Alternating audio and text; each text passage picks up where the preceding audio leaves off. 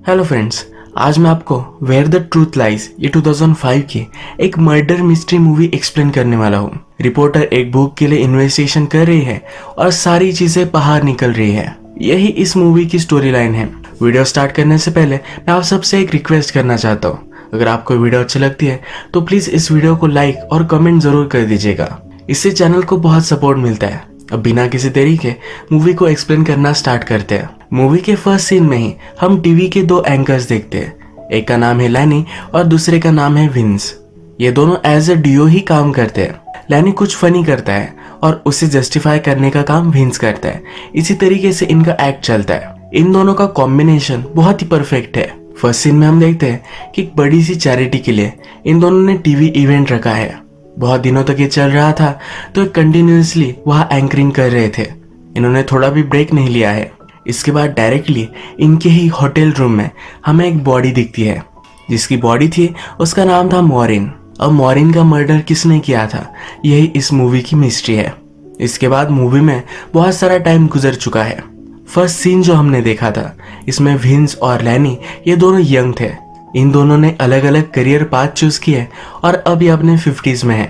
इसके बाद हमारा और एक मेन कैरेक्टर जिसका नाम है कैरन, ये विंस के साथ एक कैफे में आई हुई हम देखते हैं। कैरन एक जर्नलिस्ट है और वो विंस को मना रही है कि उसे बुक लिखनी चाहिए। कैरन को पब्लिशर से उसे $1 मिलियन ऑफर करने के लिए बताया गया है। अब बहुत सालों पहले क्या हुआ था, मॉरिन की बॉडी विंस और लैनी के रूम में थी। तब वहाँ क्या हुआ था ये सब चीजें कैरन चाहती है कि विंस अपने बुक में लिखे। वो विंस को कहती है कि तुम्हें सिर्फ उस दिन के बारे में फैक्ट्स बताने हैं। मैं सब कुछ जैसा होगा वैसा ही लिख डालूंगी, फिर लोग अपना कंक्लूजन निकाल सकते हैं। लैनी और विंस अब एक दूसरे के साथ काम नहीं करते। इसका पीछे का रीजन भी उसे चाहिए।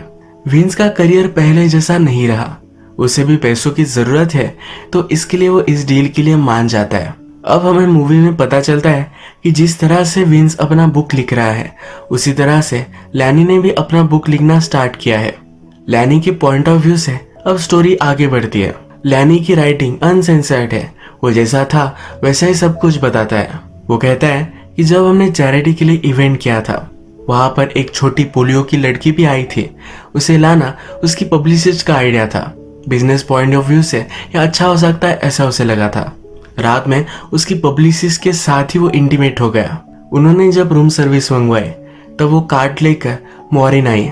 मॉरिन वही लड़की है जिसकी डेथ बाथटब में हुई थी। मॉरिन भी लेनी की बहुत बड़ी फैन थी। वो कॉलेज में जर्नलिज्म पढ़ रही थी तो इसीलिए उसे लैनी का इंटरव्यू चाहिए था। लैनी के पब्लिसिस्ट ने उसे मना कर दिया पर फिर भी लैनी एक पेपर पर नोट लिख देता है। उसे बाद में आने के लिए कहता है।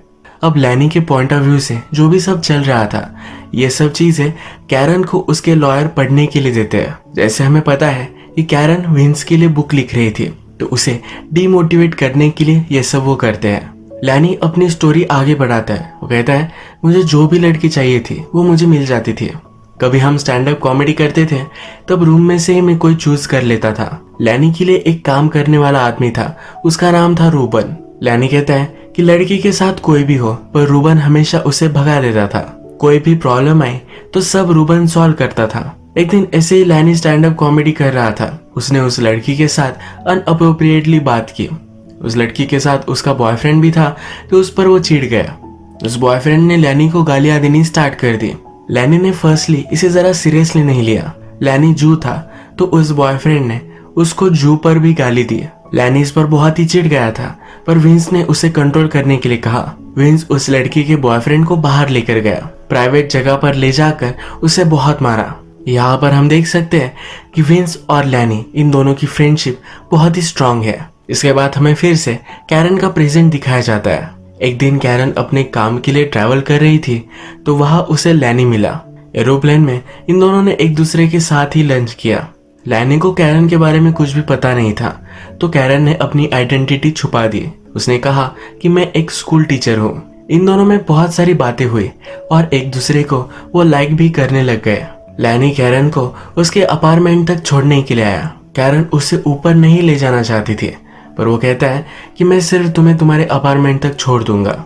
आज हम दोनों कुछ भी नहीं करेंगे। लैनी उसे उसके अपार्टमेंट में छोड़ देता है और जाते जाते कहता है कि कल मेरा शो है, उस शो के बाद मैं तुम्हें कॉल करूंगा, उसके बाद हम मिलेंगे। ऑफिशियल फर्स्ट डेट पर वो फिर जाने वाले हैं। अब हमारी स्टोरी फिर से लैनी के पॉइंट ऑफ व्यू से आगे बढ़ती है। जैसे हमें पता है कि लैनी और विंस का टीवी का एक बड़ा इवेंट था।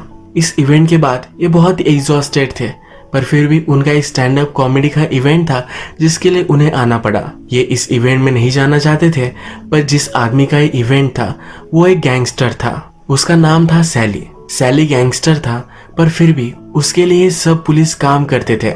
उसने विंस और लैनी के लिए एक बड़ा सा स्वीट बुक किया था। अंदर जाकर जब इन्होंने देखा तो वहां मॉरिन की बॉडी पड़ी हुई थी। अभी स्टोरी लैनी के पॉइंट ऑफ व्यू से चल रही थी, पर यह सब उसने मैन्युस्क्रिप्ट में लिखी हुई है। यही मैन्युस्क्रिप्ट लैनी के लॉयर कैरन को भेजते हैं। वो उसे डीमोटिवेट करना चाहते हैं। टीवी इवेंट के बाद रात में क्या हुआ था अब हमें इस मैन्युस्क्रिप्ट से पता चलता है। लैनी कहता है कि सब काम कर कर वो एग्जॉस्ट हो जाता था। थोड़ा सा रिलैक्स होने के लिए ये दोनों गोलियां लेते थे। टीवी इवेंट खत्म कर जब वे दोनों अपने रूम में आए तब गैंगस्टर ने उनके लिए बहुत सारे गिफ्ट भिजवाए थे। इसमें लॉबस्टर्स, कुछ फ्रूट्स बिक रहे थे। ये उसके लिए स्टैंड अप कॉमेडी का एक इवेंट करने वाले हैं, इसलिए उन्हें गिफ्ट देता है। फिर लैनी कहता है कि उस रात मैंने मॉरिन को कॉल किया। मॉरिन के साथ उसने एक प्रोस्टिट्यूट को भी मंगवाया। लैनी और विंस इनके साथ फिर इंटीमेट हो गए। ये सीन यही खत्म होता है। कैरन को अभी भी ये सब बिलीव नहीं होता, क्योंकि हमेशा लैनी बहुत ही एक अच्छा आदमी है ये वो बिलीव करती थी। लैनी की स्टोरी में उसने कहा है कि उसने प्रोस्टिट्यूट मंगवाई थी, पर वैसा कुछ भी नहीं था। उस रात उनके रूम में सिर्फ मॉरिन आई हुई थी। सुबह होने पर लैनी कैरन को कॉल करता है। ये डिनर के लिए एक चाइनीज रेस्टोरेंट में आते हैं। इस डेट पर कैरन लैनी से कहती है कि मैं हमेशा से पब्लिशिंग में काम करना चाहती थी। वो लैनी को सजेस्ट करती है कि तुम्हें भी बुक लिखनी चाहिए। लैनी कहता है कि मैं मरने के बाद ये पॉसिबल है, और लिटरली, क्योंकि अगर उसने अभी ये बुक लिखी तो बहुत सारे लोगों को वो अपसेट करेगा। वो अपने दिल की बात उसे कहता है। वो कहता है कि जब तुम एक बुरे आदमी हो और तुम्हें प्रिटेंड करना पड़े कि तुम अच्छे हो तो यह बहुत ही डिफिकल्ट होता है। लोगों के बारे में, बाकी सब चीज़ों के बारे में वो जिस तरह से फील करता है, अगर उसने उसी तरीके से बुक में लिख डाला तो बहुत लोगों को हर्ट करेगा। शेफ को लैनी ने कहा था कि जो भी स्पेशल हो वो सब लेकर आओ। इस डिनर में लॉबस्टर भी है। वो चिढ़कर शेफ से कहता है कि इतनी बार मैं तुम्हारे यहाँ आया हूँ, कभी भी मैंने लॉबस्टर ऑर्डर नहीं किया, तुम क्यों ये लेकर आए हो। इसके बाद लैनी अपने आप को कंट्रोल करता है और ये सही से बातें करते हैं। इसके बाद ये दोनों रात में इंटीमेट हो जाते हैं। नेक्स्ट डे कैरन को उसके पब्लिशिंग हाउस में बुलाया जाता है। वो उसे कहते हैं कि विंस को उसके बुक के लिए तुम अलग अलग क्वेश्चन पूछने वाली हो। मॉरिन के साथ क्या हुआ था ये इन्फॉर्मेशन बहुत ही इंपॉर्टेंट है, तो ये कैरन को किसी भी हालत में लानी है, क्योंकि ये पब्लिशिंग कंपनी विंस को $1 मिलियन पे कर रही है। ये इनके लिए बहुत ही इंपॉर्टेंट है।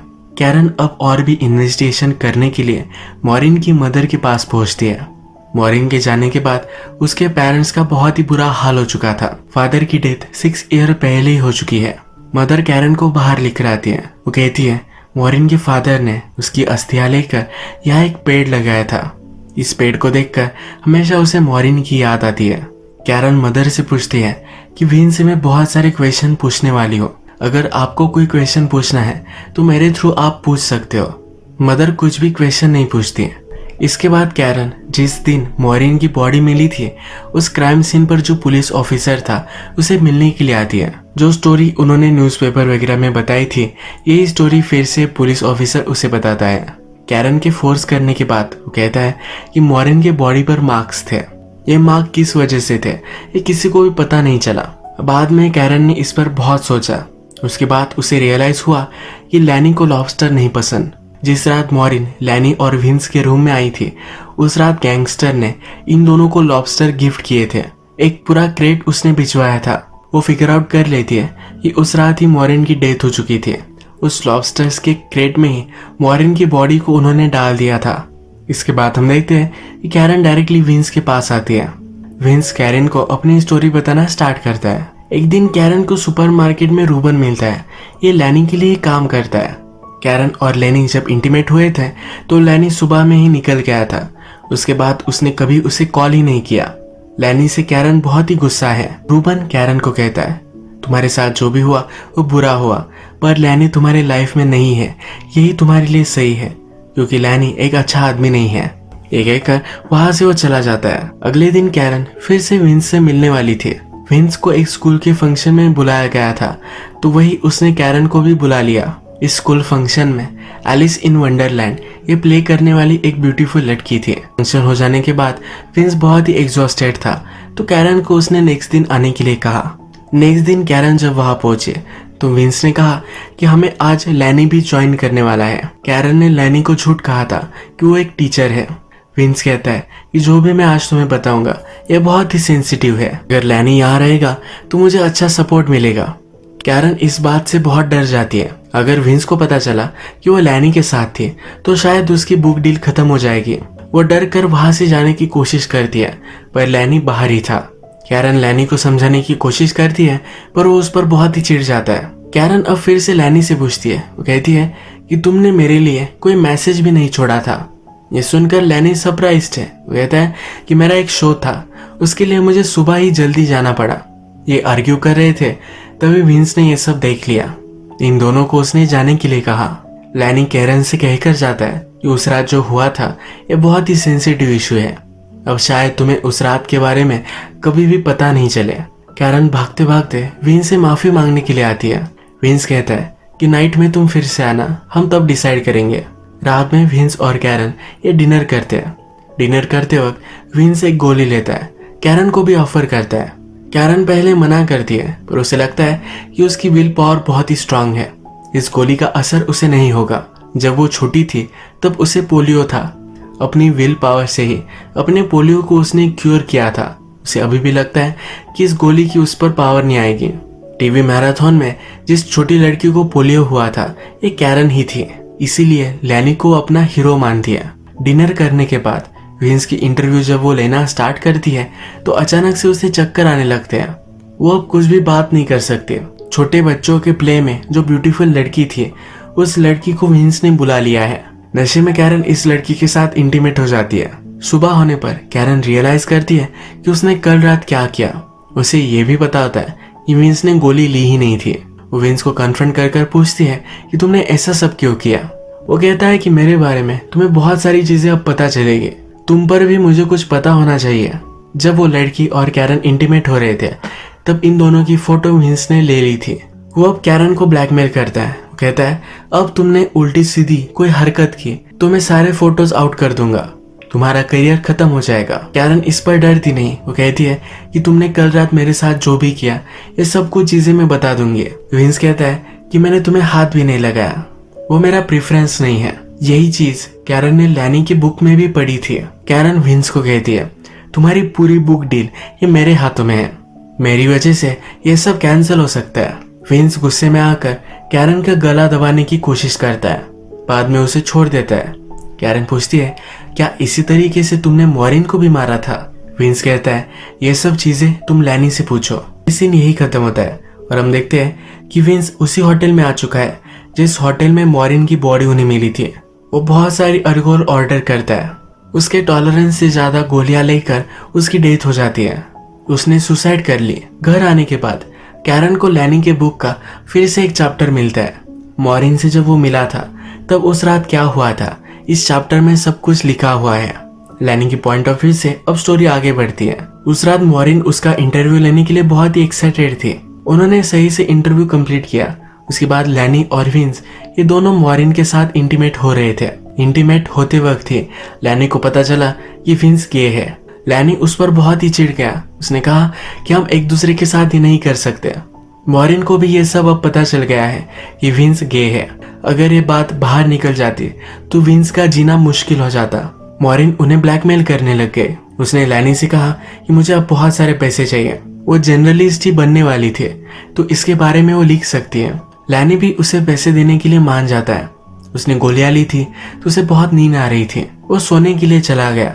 सुबह वो बहुत ही लेट उठा। वो उसकी स्टोरी में लिखता है कि मैंने पूरी रूम लॉक कर ली थी।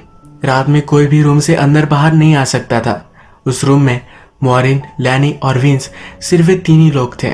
लैनी को 100% मालूम था कि विंस ने ही मॉरिन को मार डाला।